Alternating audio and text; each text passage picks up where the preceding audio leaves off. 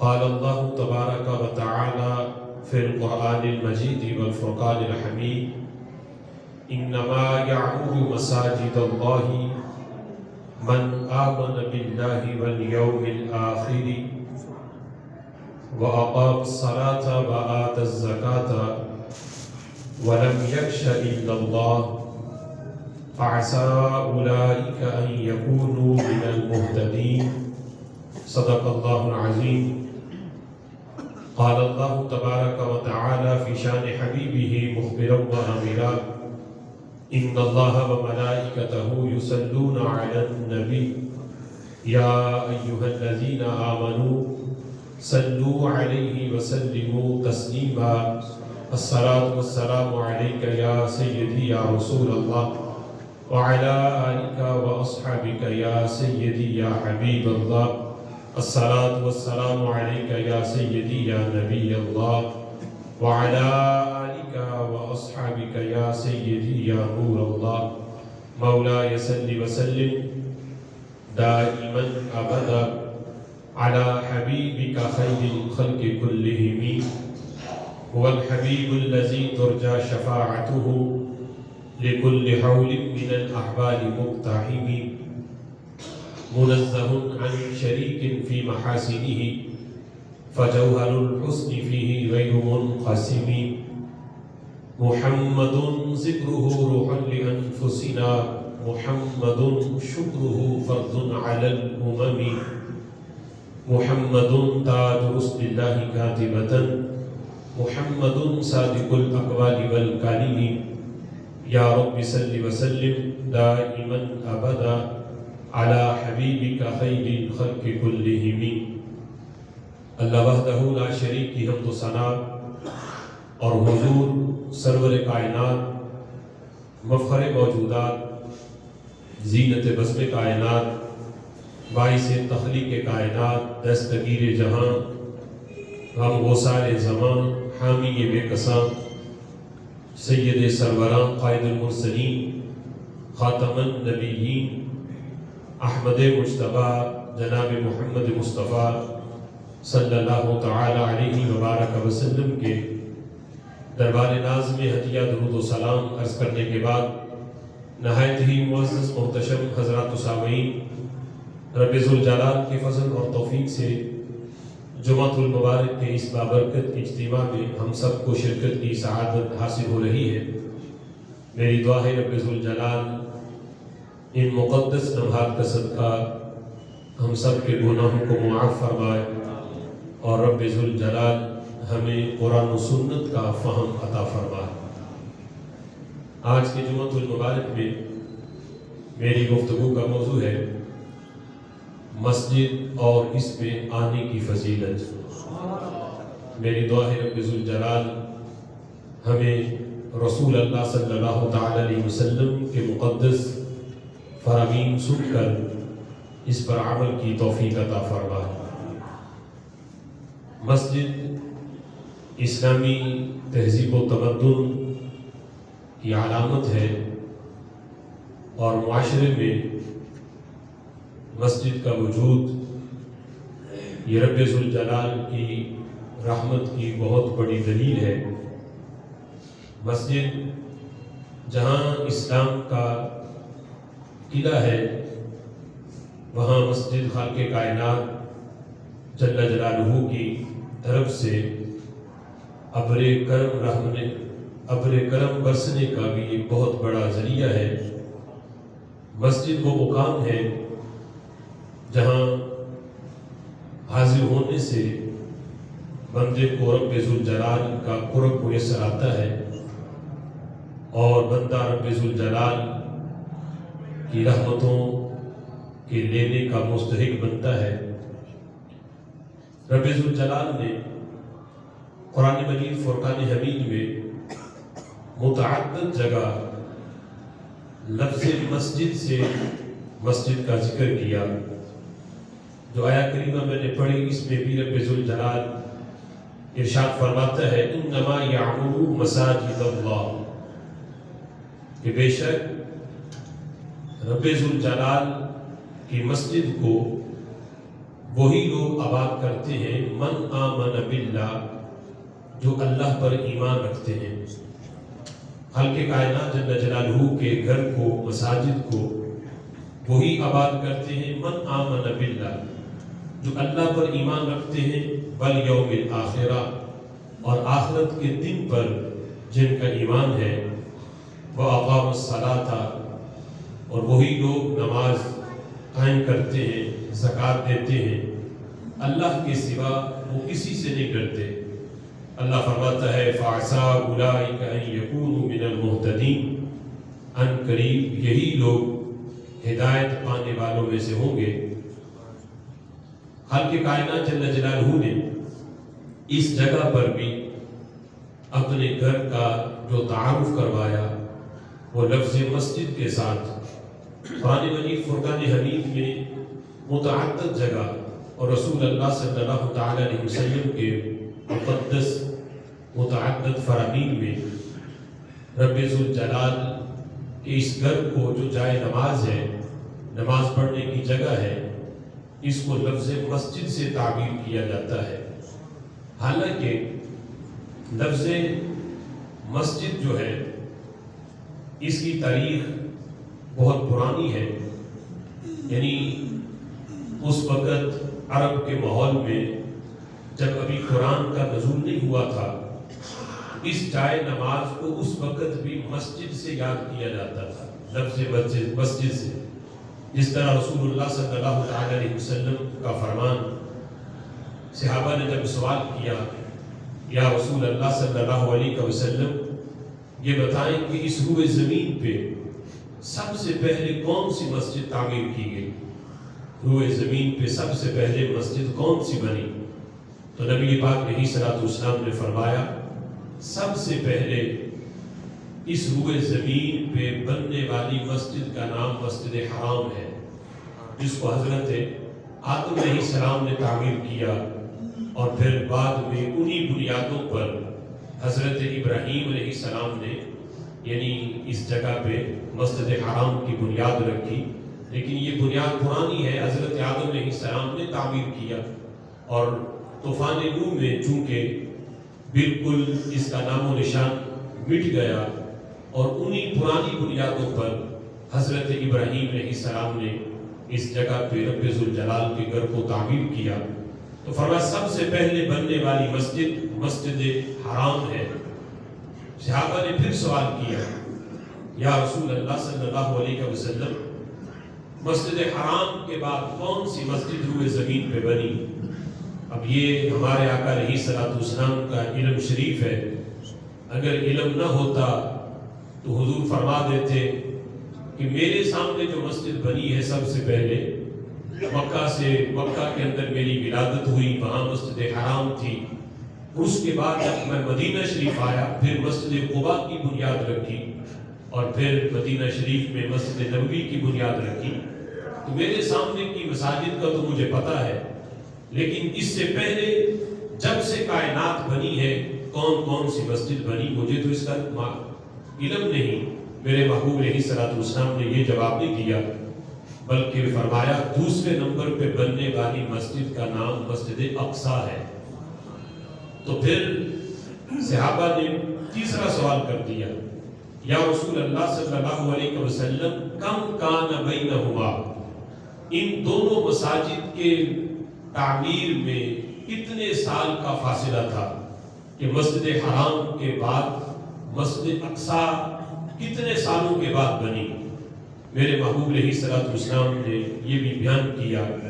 یہاں تک کہ دن ہی نہیں، مہینے ہی نہیں، سالوں کا بھی پتہ ہے۔ فرمائی دونوں مساجد کے بننے کا درمیانی جو فاصلہ تھا کہ ایک مسجد کے بعد اتنے عرصے کے بعد دوسری بنی، تو حضور فرماتے ہیں 40 سنۃ،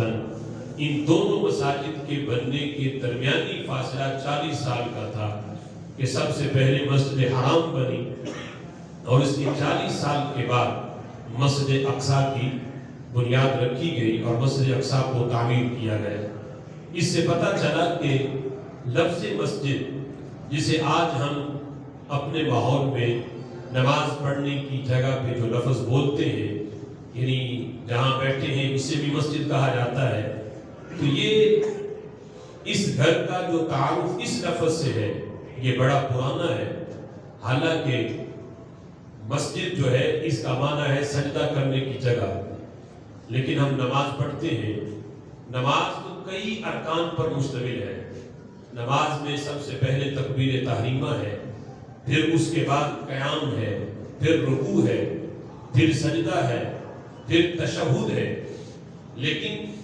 مسجد کی نسبت کسی اور قیام کی طرف نہیں کی گئی، کسی اور رکن کی طرف نہیں کی گئی. حالانکہ نماز پڑھنے کی جو جگہ ہے چاہے نماز ہے، اس کی نسبت قیام کی طرف بھی ہو سکتی تھی. اگر نسبت قیام کی طرف ہوتی تو پھر اس جگہ کو مقام کہا جاتا.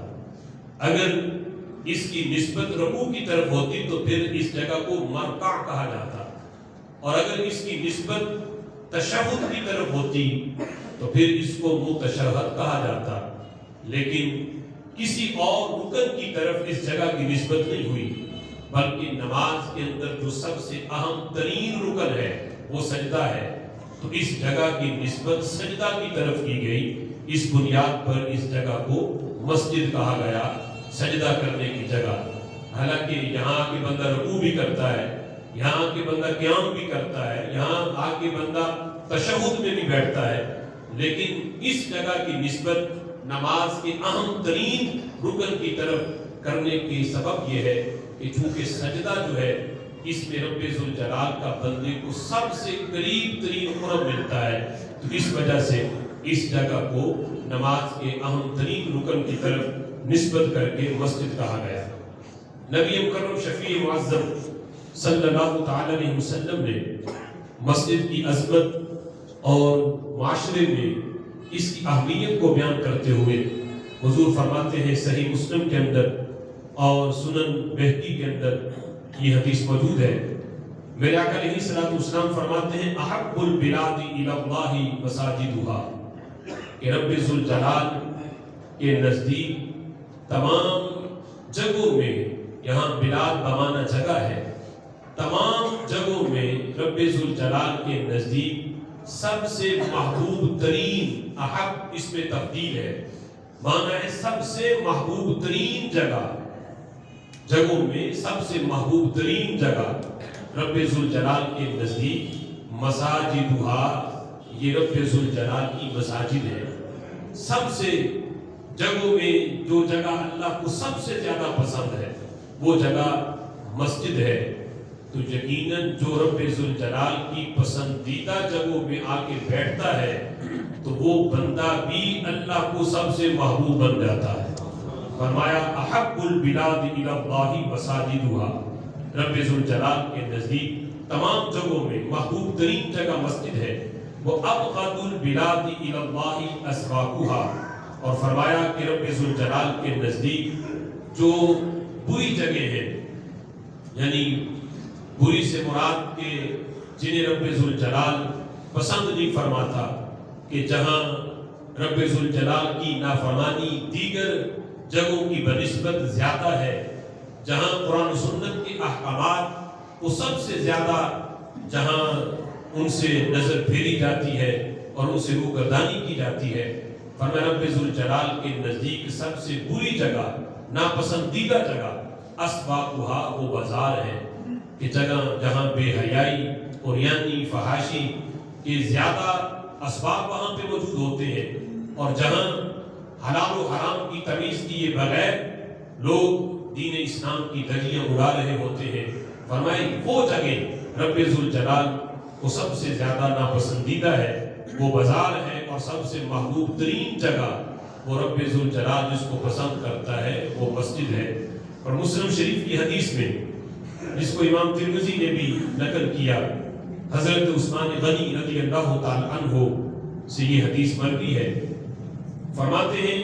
سمعت رسول اللہ صلی اللہ علیہ وسلم یقول، حضرت عثمان غنی رضی اللہ تعالیٰ عنہ کہتے ہیں کہ میں نے نبی پاک علیہ الصلوۃ والسلام کو فرماتے ہوئے سنا. حضور فرماتے ہیں، من بنا مسجدا للہ بنا اللہ لہ بیتا فی الجنہ، فرمایا جو رب ذوالجلال کے لیے زمین پہ مسجد بناتا ہے خلق کائنات اس کے لیے جنت میں محل بنا دیتا ہے۔ اب یہاں محل کا ترجمہ کس بنیاد پر کیا گیا؟ تو حدیث کے عربی عبارت میں لفظ تو لفظ رہے، لفظ کا اعراب اگرچہ ایک طرح کا ہے، لیکن ایک طرح کے اعراب کے اندر بھی جب مختلف جگہوں پہ آتا ہے تو معنی کے اندر بھی تبدیلی آ جاتی ہے۔ جس طرح اس حدیث کے اندر من بنا مسجدن للہ، مسجدن پہ جو تنوین ہے، دو زبریں ہیں، یہ تقلیل کے لیے ہے۔ معنی یہ ہے کہ جو روئے زمین پہ اللہ کی رضا کے لیے، اللہ کے لیے مسجد بنائے چھوٹی سی، یعنی کہ بہت بڑی مسجد ہو پھر ہی جنت میں محل بنتا ہے، فرمایا چھوٹی سی مسجد بنائے۔ بَنَى اللَّهُ لَهُ بَيْتًا، بیتن پہ جو تنوین ہے یہ تعظیم کے لیے ہے، جو کثرت کا معنی دیتی ہے۔ تو معنی یہ ہوا جو روئے زمین پہ اللہ کے لیے چھوٹی سی بھی مسجد بنا دیتا ہے، اللہ اس کے لیے جنت میں عالی شان محل بنا دیتا ہے۔ اور ایک حدیث کے اندر تو میرے محبوب نے باقاعدہ مسجد کی تقلیل کی صفت آگے بیان کر کے اس کی قلت کو ذکر کیا۔ فرمایا من بنا مسجدا للہ کا مفحدی قطاط، قطاط کہتے ہیں وہ پرندہ ہے جو جس کی جسامت کبوتر کی طرح جس کی جسامت ہے، تو وہ جتنا گھونسلہ انڈے دینے کے لیے وہ پرندہ درختوں پہ بناتا ہے، تو حضور فرماتے ہیں اتنی چھوٹی سی، یعنی مسجد کا چھوٹے ہونے کو مبالغتاً یہ مشابہت نبی پاک علیہ الصلوۃ والسلام نے دی کہ بالکل چھوٹی سی مسجد بھی اگر کسی جگہ پہ جہاں ضرورت ہے مسلمانوں کو وہاں چھوٹی سی مسجد بھی کوئی بنا دے، اتنی فرمایا جتنی قطاع کے گھونسلے جتنی، حالانکہ اتنی چھوٹی سی تو کوئی نہیں بنائے گا، یہ مبالغتاً میرے محبوب نے اس کی مشابہت بیان کرنے کے لیے کہ بہت بڑی نہ ہو، چھوٹی سے چھوٹی ہو، جسے تم چھوٹی سمجھ رہے ہو، اگر اتنی بھی کوئی بنائے گا، فرمایا بَنَى اللَّهُ لَهُ بَيْتًا فِي الْجَنَّةِ، اللہ اس کے لیے بھی جنت میں عالی شان محل تعمیر کر دیتا ہے۔ اور ترمذی کے اندر اور باقاعدہ اس حدیث کے اندر یہ لفظ ہیں حضور کے، میرے آقا فرماتے ہیں کہ مسجد بنائے چھوٹی سی جس میں دکھاوا نہ ہو، ریاکاری نہ ہو۔ عام طور پہ دیکھا جاتا ہے کہ کچھ جگہوں پہ اگر کسی گاؤں دیہات میں ایک برادری والوں نے مسجد بنائی تو دوسرے کہتے ہیں کہ ہم جناب ان کے مقابلے میں اپنی بنائیں گے، ہم ان کی مسجد میں نہیں جائیں گے، ہم اپنی بنائیں گے۔ تو وہ مشہور ہو جاتا ہے کہ جناب یہ فلاں برادری کی مسجد ہے، یہ جناب جٹوں کی ہے، تو یہ جناب یہ گجروں کی ہے، تو یہ فلاں کی ہے۔ تو اس میں اگر محض دکھاوا ہو، ریاکاری ہو اور ایک دوسرے سے مقابلے کی نیت ہو کہ انہوں نے بنائی ہے تو ہم چونکہ ان کی مسجد میں نہیں جائیں گے، ہماری ان سے بنتی نہیں، ہم اپنی بنائیں گے، اس بنیاد پر اگر کوئی بنائے تو جتنی بڑی مرضی بنا لے اسے فائدہ کوئی نہیں، لیکن اللہ کی رضا کی خاطر محض اللہ کو راضی کرنے کے لیے اگر کوئی بناتا ہے، اور ہم نے یہ بھی دیکھا کہ اگر مسجد بن رہی ہو تو لوگ تعاون اس انداز میں کرتے ہیں کہ بانی سے یا بنانے والے سے یہ کہتے ہیں کہ ہمارا نام تک بھی نہیں کسی سے لینا، ذکر بھی نہیں کرنا کہ یہ کون اخراجات دے رہا ہے، کون بنا رہا ہے، کہ ہم کہیں اس پہ ریاکاری نہ آ جائے، دکھاوا نہ آ جائے۔ جس کے لیے بنا رہے ہیں وہ تو جانتا ہے کہ کون بنا رہا ہے، اس لیے دنیا والوں کو بتانے کی ضرورت نہیں، کہیں اس میں اجر و ثواب جو رب ذوالجلال کی طرف سے ملنا ہے، کہیں دکھاوا کر کے کہیں وہ اجر و ثواب ختم نہ ہو جائے۔ تو میرے آقا فرماتے ہیں اللہ کو راضی کرنے کے لیے، اس کی رضا کی خاطر جو چھوٹی سی مسجد بنائے اللہ اس کے لیے جنت میں عالی شان محل تعمیر کرتا ہے۔ اور مسجد کو آباد کرنے کی فضیلت بیان کرتے ہوئے میرے آقا علیہ الصلوۃ والسلام فرماتے ہیں، جامع ترمذی کی حدیث ہے، حضور نے فرمایا بشر المشائین فی الظلم الی المساجد بالنور التام یوم القیامہ۔ حضور نے فرمایا کہ انہیں بشارت دو کہ جو رات کی تاریکی میں، اندھیرے میں، جنہیں اندھیرا مسجد میں آنے سے نہیں روکتا، جنہیں کوئی اور پریشانی رکاوٹ مسجد میں آنے سے نہیں روکتی، جو اندھیروں کی چادریں چیر کے بھی مسجد میں پہنچتے ہیں، اگرچہ اندھیرا بھی ایک خطرہ ہے، اور یہاں تک کہ فقہاء نے جماعت چھوڑنے کے جو تقریباً 18 عذر بیان کیے، ان میں سے ایک عذر یہ بھی ہے کہ ایسا تاریکی اور ایسا اندھیرا جس میں خطرہ ہو، کہ یقینی خطرہ ہو کہ کوئی موذی جانور مجھے تکلیف پہنچائے گا یا کوئی اور دشمن مجھے تکلیف پہنچا سکتا ہے، اور کبھی امکان موجود ہو تو پھر ایسی تاریکی میں یا بہت زیادہ بارش ہے، کیچڑ ہے، اندھیرا بھی ہے، تو ایسی مجبوری میں بھی کوئی بندہ گھر نماز پڑھے تو اسے اجازت ہے۔ لیکن جس وقت ایک نبینہ صحابی نے پوچھا تھا، محبوب میں نبینہ ہوں، آنکھوں سے نظر نہیں آتا، اگرچہ یہ بھی عذر ہے کہ جس آنکھوں سے نظر نہیں آتا کوئی لانے والا بھی نہیں تو وہ گھر نماز پڑھ سکتا ہے، یعنی اس کے لیے جماعت چھوڑنے کی اجازت ہے۔ لیکن جب نبینہ صحابی نے پوچھا کہ محبوب میں نبینہ ہوں، آنکھوں سے نظر نہیں آتا، گھر نماز پڑھ لوں؟ تو میرے آقا نے فرمایا مسجد میں آ کے پڑھو تو تمہارے لیے بہتر ہے، اگرچہ اجازت ہے لیکن پھر بھی مسجد میں آ کے پڑھو تو تمہارے لیے بہتر ہے۔ تو فرمایا جو تاریکی کو چیر کے اندھیرا جس کے لیے عذر نہ بنے اور اندھیرے کے باوجود جو مسجد میں پہنچے، میرے آقا فرماتے ہیں قیامت کے اندھیرے اللہ اس کے دور کر دیتا ہے، اس کام کی وجہ سے کہ اس تاریکی کی عذر نہیں اس نے بنایا۔ اب اندھیرا بڑا ہے، لائٹ بھی نہیں ہے، اور پھر کیچڑ بھی ہے، بارش بھی ہے، میں عذر موجود ہے لہٰذا گھر پڑھ لیتا ہوں۔ فرمایا اس نے سارے عذروں کو ترک کر کے وہ پھر بھی مسجد میں پہنچا۔ میرے آقا فرماتے ہیں قیامت کے دن کی جو تاریکی ہے، رب ذوالجلال اس کے اس عمل کی وجہ سے قیامت کے دن اللہ اسے نور تام عطا فرمائے گا۔ سبحان اللہ، لفظ ہے بالنور التام یوم القیامہ، اور اس کو خوشخبری دے دو جو طریقی میں مسجد میں آئے، قیامت کے دن اللہ اسے اندھیروں میں نہیں رکھے گا، اسے کامل نور عطا فرمائے گا۔ اور اس سلسلہ میں امام بہقی نے شعب الایمان کے اندر ایک حدیث نقل کی، حضرت سعید بن مسیب رضی اللہ تعالی عنہ کی یہ روایت ہے، اور حضرت سعید بن مسیب کہتے ہیں کہ ایک انصاری صحابی تھے، ان کے وصال کا وقت قریب آیا تو کہتے ہیں کہ ابھی چند لمحات باقی تھے کہ پھر وصال ہو جانا تھا، تو جب آخری سانسیں لے رہے تھے، تکلیف تھی، شدت تھی مرض میں، تو کہتے جب تھوڑا سا افاقہ ہوا، انہیں ہوش آیا، تو انہوں نے پوچھا کہ میرے پاس گھر میں کون کون موجود ہے؟ تو انہیں بتایا گیا کہ اہلو کا و اخوانو کا و جلساؤ کا فی المسجد، آپ کے اہل بھی ہیں، گھر والے بھی ہیں، بیوی بچے بھی موجود ہیں، آپ کے بھائی بھی آئے ہوئے ہیں، و جلساؤ کا فی المسجد، اور آپ کے وہ ساتھی بھی آئے بیٹھے ہیں جو مسجد میں آپ کے ساتھ بیٹھتے ہیں۔ سبحان اللہ، آپ کے نمازی بھائی کہ جو مسجد میں آپ کے ساتھ نماز پڑھتے ہیں، آپ کے ساتھ بیٹھتے ہیں مسجد میں، مسجد کے آپ کے ساتھی وہ بھی آئے بیٹھے ہیں آپ کا پتہ کرنے۔ تو حضرت سعید بن مسیب کہتے ہیں وہ انصاری صحابی کہنے لگے کہ ان کو میرے پاس لاؤ جو میرے مسجد کے ساتھی ہیں، انہیں میرے سامنے لاؤ، میں ان سے بات کرنا چاہتا ہوں۔ تو کہتے ہیں جس وقت ان کو پاس لایا گیا اور وہ صحابی کہنے لگے کہ مجھے تھوڑا سا سہارا دے کے اٹھا کے بٹھاؤ، کہتے سہارا دیا، ان کو بٹھایا، انہوں نے کہا کہ میں تمہیں ایک حدیث سنانا چاہتا ہوں، انی محدثکم الیوم حدیثا، میں آج تمہیں ایسی حدیث سنانا چاہتا ہوں جو میں نے براہ راست رسول اللہ سے سنی ہے، اور آج تک میں نے یہ حدیث کسی کو نہیں سنائی۔ اب چونکہ میرے جانے کا وقت قریب ہے،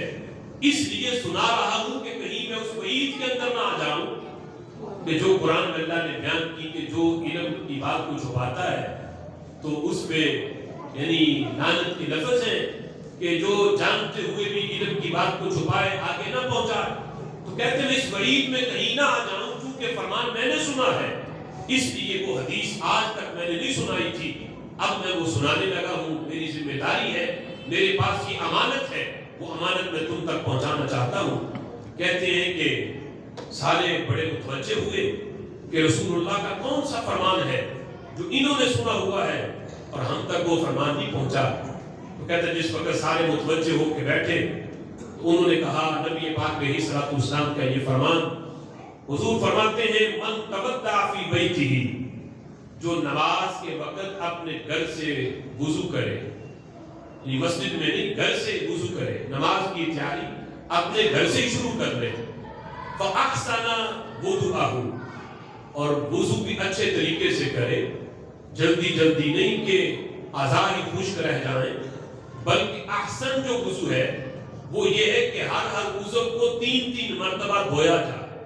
اگرچہ جو 2 مرتبہ دھو لے وہ بھی اس میں بھی دگنا ثواب ہے، ایک مرتبہ دھونا تو فرض ہے، 2 مرتبہ کا بھی ثواب ہے، لیکن احسن وضو وہ ہے ہر وضو کو 3 مرتبہ دھونا، دھونے والے اعضاء کے اندر تسلیس کرنا،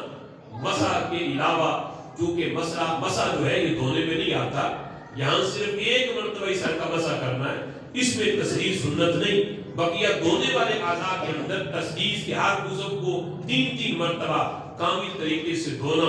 فرمایا جو اچھے طریقے سے وضو کرے، ثم خرج الى المسجد، پھر گھر میں مصلی نہ بچھائے بلکہ اپنے گھر سے نکلے مسجد کی طرف آئے، ثم خرج الى المسجد، مسجد میں آئے، فصلی فی جماعت المسلمین، اور مسجد میں بھی نماز کے بعد نہ پہنچے، یہ نہیں کہ کوئی بات نہیں امام صاحب تو بڑی دیر لگاتے ہیں، بعد میں جاؤں گا 2 منٹ میں اپنی پڑھ کے آ جاؤں گا، یوں نہ ہو، بلکہ قصد ارادہ کر کے آئے کہ میں نے جماعت کے ساتھ ہی پڑھنی ہے، اور آ کے پھر مسلمانوں کی جماعت کے ساتھ نماز پڑھے بھی، فصلی فی جماعت المسلمین، مسلمانوں کے ساتھ آ کے جماعت کے ساتھ نماز پڑھے، تو میرے آقا فرماتے ہیں ابھی نماز پہ جو اجر و ثواب ملنا ہے وہ تو معاملہ بعد کا ہے، ابھی جو گھر سے نکلا مسجد کے دروازے تک پہنچا ہے، یہ جو سفر کیا ہے اس سفر پہ اسے اجر کیا ملا؟ میرے آقا فرماتے ہیں لم یرفع رجلہ الجمنہ الا کتبہ اللہ بہا حسنہ، فرمایا جب بندہ چلتا ہے دایاں قدم بھی اس کا حرکت میں آتا ہے، بایاں بھی آتا ہے، پہلے دایاں اٹھا کے آگے رکھتا ہے، پھر بائیں کو حرکت دیتا ہے، پھر دایاں اٹھاتا ہے، پھر بایاں اٹھاتا ہے، میرے آقا فرماتے جب دایاں اٹھا کے قدم مسجد کی طرف رکھتا ہے اللہ ہر قدم پہ اسے نیکی عطا فرماتا ہے، سبحان اللہ، وَلَا يَدَعُ رِجْلَهُ الْيُسْرَى إِلَّا حَطَّ اللَّهُ عَنْهُ بِهَا خَطِيًّا، اور جب بایاں قدم اٹھا کے اسے حرکت دیتا ہے مسجد کی طرف بائیں قدم کو اٹھاتا ہے، تو میرے آقا فرماتے ہیں ہر قدم کے بدلے اللہ اس کا ایک گناہ مٹا دیتا ہے، ہر نیکی دائیں قدم کو حرکت دینے سے نیکی ملتی ہے، درجہ بلند ہوتا ہے، اور ہر بائیں قدم کو حرکت دینے سے اللہ اس کے گناہ اس کے نامہ اعمال سے ختم فرما دیتا ہے۔ میرے آقا فرماتے ہیں چلتے چلتے پہنچا مسجد کے دروازے پر، فرمایا فَإِذَا صَلَّى بِصَلَاةِ الْإِمَامِ، جب اس نے نماز پڑھی امام کی نماز کے ساتھ، یعنی جو مقررہ وقت پہ جو جماعت ہوتی ہے اس نماز کے ساتھ اس نے آگے نماز پڑھی، انصرفا، نماز پڑھ کے فارغ ہوا، سلام پھیرا، فرمایا کہ وہ یوں نہ سمجھے کہ اسے کوئی عظمت نہیں ملی، اسے کوئی مقام نہیں ملا، ایک تو تھا کہ چلتے چلتے گناہ اس کے جڑے تھے، ہو سکتا ہے قدم کم اٹھے ہوں، گناہ ابھی باقی ہوں نامہ اعمال میں، میرے آقا فرماتے ہیں آ کے جماعت کے ساتھ نماز پڑھی ہے، ادھر سلام پھیرا ہے، اللہ نے سارے گناہ ہی معاف فرما دیے، سبحان اللہ، انصرفا وقد غفر لہ، فارغ ہوگا غفر لہ، اس کی مغفرت کر دی جاتی ہے، اس کو رب ذوالجلال بخش دیتا ہے۔ مزید میرے محبوب نے، ہو سکتا ہے کسی کے ذہن میں سوال آتا ہو، اسے پوری جماعت نہ ملے، 4 رکعتوں میں 2 ملے یا 3 ملے یا 1 ہی ملے، بقیہ 3 امام صاحب پڑھا چکے ہوں، میرے محبوب نے اس کا بھی جواب دیا، فرمایا فَإِنْ أَدْرَكَ بَعْدَهَا، اگر بعد رکعتیں پالے، بعد پڑھی جا چکی ہوں، بعد پالے، فرمایا غفر لہ، اللہ پھر بھی اس کی مغفرت فرما دیتا ہے، پھر بھی بخشش ہو جاتی ہے۔ ہو سکتا ہے کسی کے ذہن میں یہ بھی سوال آئے کہ 1 رکعت بھی نہ ملے، امام کو سلام پھیرنے سے پہلے پہلے اس نے پایا ہو، تشہد میں ہی ملا ہو، تو میرے محبوب نے اس کا بھی جواب دیا، فرمایا وَإِنْ هُوَ أَدْرَكَ الصَّلَاةَ وَقَدْ صُلِّيَتْ، وہ اس حالت میں اس نے نماز کو پایا کہ نماز پڑھی جا چکی تھی، یعنی رکعتیں ساری پڑھی جا چکی تھی، امام صاحب سلام پھیرنے والے تھے، اس نے آ کے نماز پڑھی، تشہد میں بیٹھ گیا، فرمایا کان کذالک، اللہ اس عمل پر بھی اس کی مغفرت فرما دیتا ہے، پھر بھی بخشش ہو جاتی ہے، چونکہ وہ اس گھر میں آیا ہے جہاں رب ذوالجلال کی رحمتوں کا نزول ہوتا ہے، اور جہاں آنے والا اللہ کی طرف سے رحمت سے کوئی محروم نہیں رہتا۔ فرمایا اس حالت میں بھی اگر کوئی امام کو پائے گا کہ امام تشہد میں بیٹھا ہوا ہے اور اس نے آ کے پا لیا، بقیہ اس نے اپنی رکعتیں بعد میں پوری کی ہے، فرمایا سلام پھیرے گا، اللہ اس کی مغفرت فرما دیتا ہے۔ مشکات کے اندر یہ حدیث حضرت عثمان بن مظعون رضی اللہ تعالی عنہ اس کو روایت کرتے ہیں۔ حضرت عثمان بن مظعون کہتے ہیں کہ ہم صحابہ نے ایک مرتبہ نبی پاک علیہ الصلوۃ والسلام سے اجازت مانگی۔ اجازت یہ تھی کہ اذن لنا فی السیاحت، کہ محبوب ہمیں سیاحت کی اجازت دے کہ ہم اللہ تعالیٰ کی قدرتوں کا مشاہدہ کریں کہ رب ذوالجلال کی کائنات کے اندر کیسے کیسے حسین مناظر ہیں، ان مناظر کو دیکھ کے ہمیں راحت ملے، ہمیں اجازت دیں، ہم سیاحت کرنا چاہتے ہیں۔ سیاحت یعنی دور دراز کا سفر جہاں رب ذوالجلال کے قدرتی مناظر ہمیں دیکھنے کے لیے ملے، اور وہ مناظر دیکھ کے بندے کا مزید اللہ کی ذات پر جو ایمان ہے وہ مستحکم ہوتا ہے کہ ہمارا رب جو ہے وہ کتنی قدرتوں والا ہے، اس نے کائنات کو کتنا حسین بنایا۔ تو جب سیاحت کی اجازت مانگی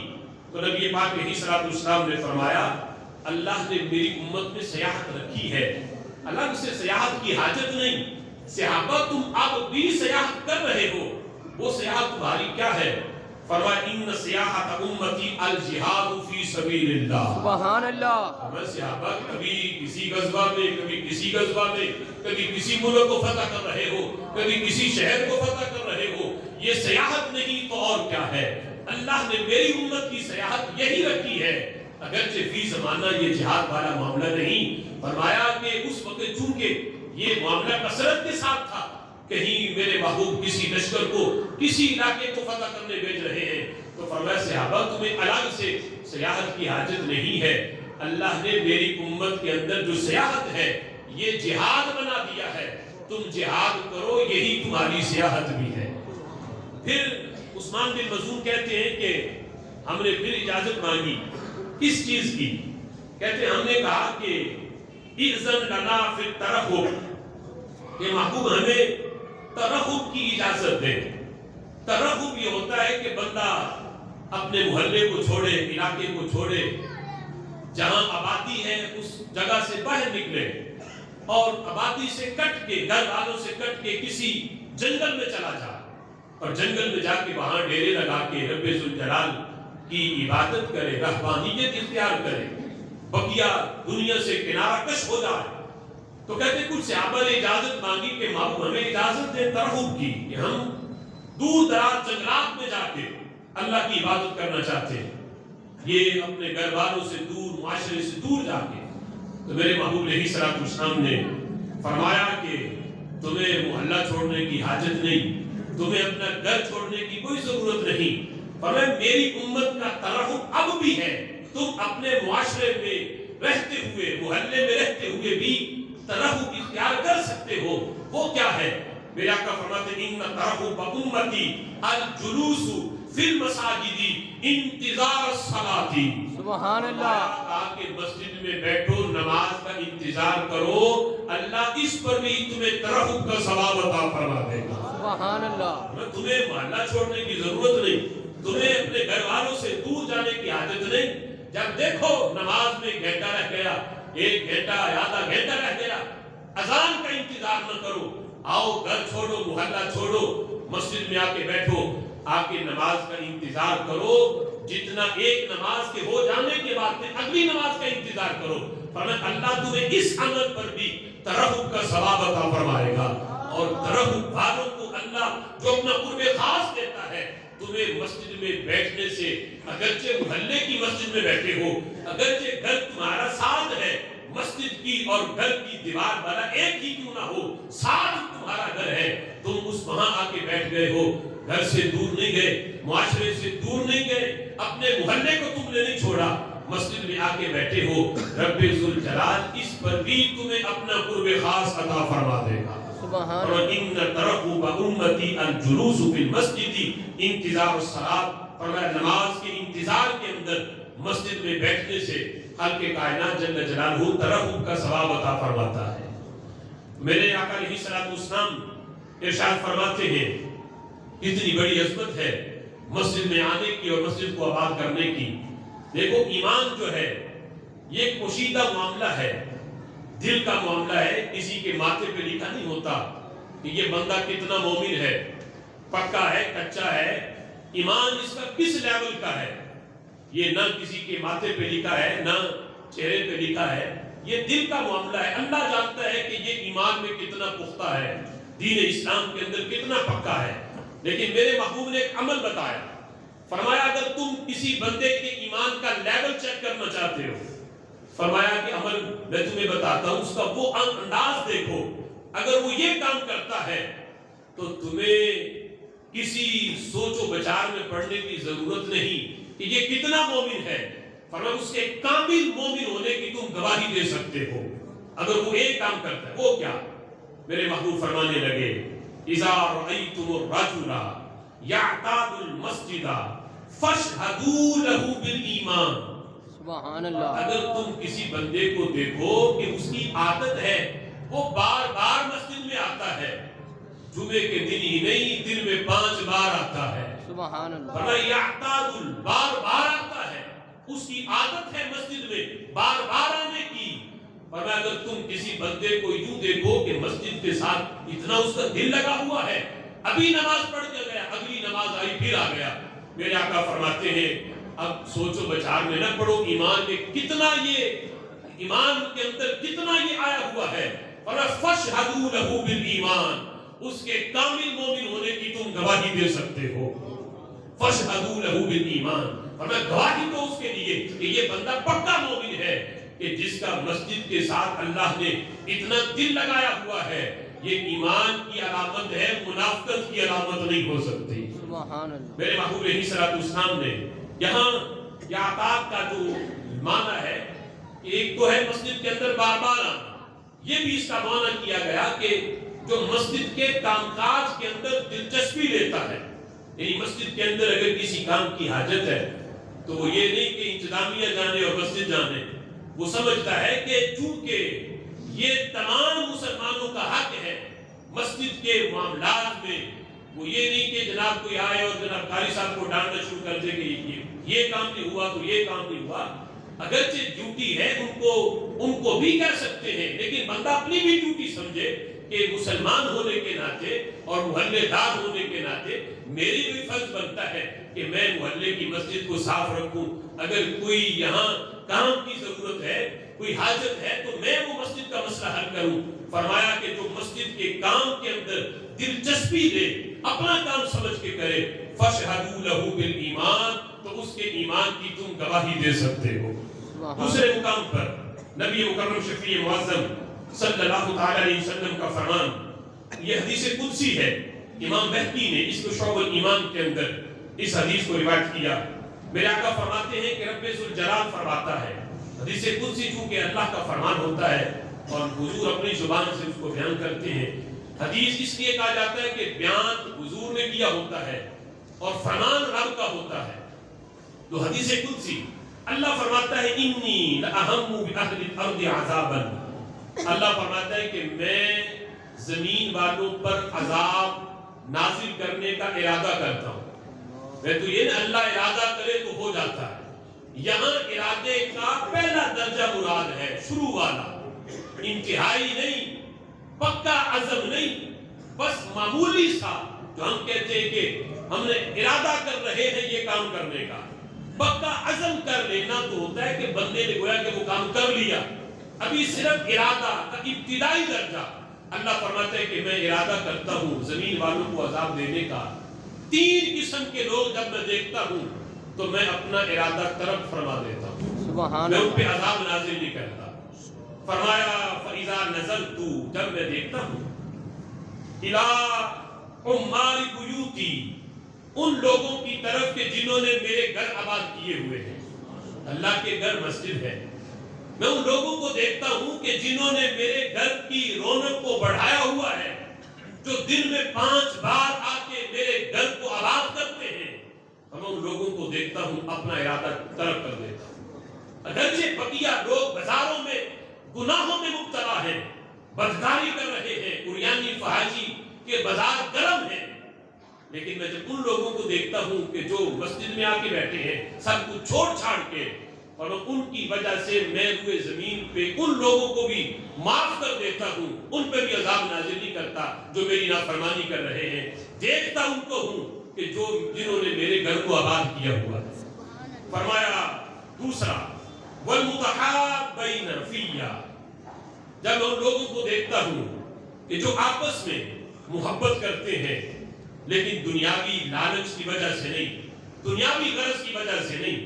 محبت آپس میں کرتے ہیں فیہ, میری رضا کے لیے, میری وجہ سے. استاد شاگرد کی محبت, پیر مرید کی محبت, بندہ اپنے والدین سے محبت اس وجہ سے کرے چونکہ اللہ کا حکم ہے, نبی کا فرمان ہے. بندہ اپنے استاد کا ادب محبت اس وجہ سے کرے چونکہ شریعت کا حکم ہے. یہ میرا رہنما ہے, یہ میرا مرشد ہے, میری رہنمائی کرتا ہے, مجھے رب کا پتہ دیتا ہے, مجھے نیکی کی تلقین کرتا ہے. اس وجہ سے محبت, کل کو یہ میرے کام آئے گا. اس وجہ سے محبت, دنیاوی غرض کی وجہ سے نہیں, اللہ کی رضا کے لیے. فرمایا جب میں ایسے دو محبت کرنے والوں کو دیکھتا ہوں تو میں پھر بھی عذاب کے نازل کرنے کا ارادہ ترک فرما دیتا ہوں. اور تیسرا میرے آقا فرماتے ہیں, رب ذوالجلال فرماتا ہے وَلِيَ الْمُسْتَغْفِرِينَ بِالْأَسْحَارِ, سبحان اللہ, جو سحری کے وقت اٹھ کے مجھ سے اپنے گناہوں کی معافی طلب کرتا ہے, مجھے ان پہ بڑا پیار آتا ہے. اللہ فرماتا ہے میں ان کو دیکھ کر بھی عذاب نازل کرنے کا ارادہ ترک کر دیتا ہوں. کہ چلو بقیہ سارے تو سوئے ہیں, لیکن یہ تو ہیں کہ جن کی آنکھیں سحری کے وقت نم ہیں اور میرے عذاب اور میرے خوف کی وجہ سے وہ لرز رہے ہیں اور مجھ سے اپنے گناہوں کی رو رو کے معافی طلب کر رہے ہیں. اللہ فرماتے ہیں میں سحری کے وقت اٹھ کر مغفرت طلب کرنے والوں کو دیکھتا ہوں تو میں عذاب نازل کرنے کا ارادہ ترک کر دیتا ہوں. مسجد آباد کرنے والوں کو دیکھتا ہوں تو عذاب کا ارادہ ترک کر دیتا ہوں. اب دیکھو جن کی وجہ سے دوسرے بچے ہوئے ہیں, ذرا سوچو کہ اللہ ان سے کتنا پیار کرتا ہوگا. سبحان اللہ, جن کی وجہ سے اللہ دوسروں پہ عذاب نازل نہیں کرتا, اللہ کی رحمت ان پہ برس رہی ہے دوسروں پہ, تو جو سبب بنے ہیں رب ذوالجلال خود ان سے پھر کتنا پیار کرتا ہوگا. رب ذوالجلال کی بارگاہ میں دعا ہے کہ اللہ ہمیں اپنے گھر آباد کرنے کی توفیق عطا فرمائے, مساجد سے محبت کی توفیق عطا فرمائے. آمین بجاہ نبی الامین. وآخر دعوانا ان الحمد للہ رب العالمین.